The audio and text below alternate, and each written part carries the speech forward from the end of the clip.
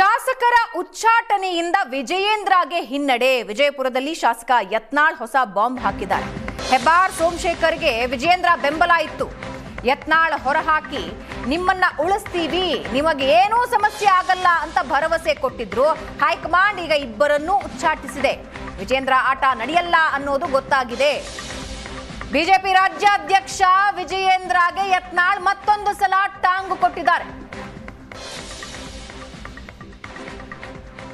ST Somashekar ಮತ್ತು ಶಿವರಾಮ್ ಹೆಬ್ಬಾರ್ ಉಚ್ಚಾಟನೆಯ ಬಗ್ಗೆ ಯತ್ನಾಳ್ ಮಾತಾಡಿದ್ದು, ನಿಮಗೇನೂ ಸಮಸ್ಯೆ ಆಗಲ್ಲ ಅಂತ ಭರವಸೆ ಕೊಟ್ಟಿದ್ರು. ವಿಜಯೇಂದ್ರ ಆಟ ನಡೆಯಲ್ಲ ಅನ್ನೋದು ಈಗ ಗೊತ್ತಾಗಿದೆ ಅಂದಿದ್ದಾರೆ ಯತ್ನಾಳ್.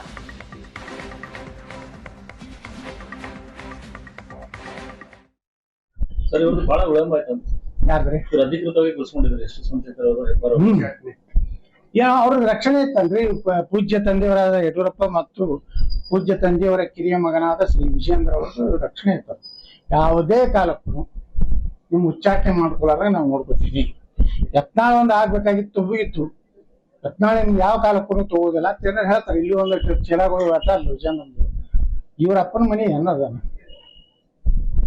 ಅತ್ಯಂತ ಗೌರವಯುತವಾಗಿ ಬಾಂಡ್ಯ ಏನು ಬೇಂಡ್ ಬಾಜೆ ಎಲ್ಲ ಹಚ್ಕೊಂಡು ಮುಂದೆ ನನ್ನ ಗೌರವಯುತವಾಗಿ ಆಣಿ ಮೇಲೆ ಕುಂಡ್ಸ್ಕೊಂಡು ತಗೋತಾರೆ.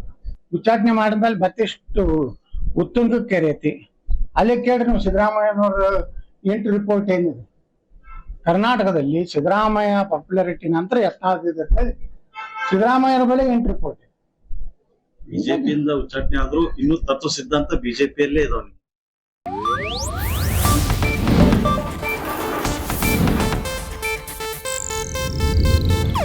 ಇದು ಏಷ್ಯಾನೆಟ್ ನ್ಯೂಸ್ ನೆಟ್ವರ್ಕ್ ಪ್ರಸ್ತುತಿ.